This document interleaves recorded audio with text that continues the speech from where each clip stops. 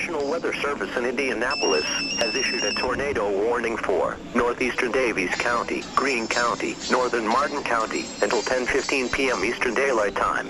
At 9:31 p.m. Eastern Daylight Time, National Weather Service Doppler radar indicated a severe thunderstorm capable of producing a tornado. This dangerous storm was located near Linton, or 30 miles southeast of Terre Haute, and moving southeast at 35 miles per hour.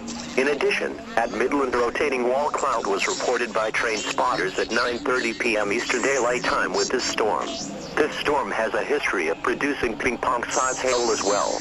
Locations impacted include Bloomfield, Worthington, Swift City, Lyons, Newberry, Crane, Burn City, Owensburg. Take cover now.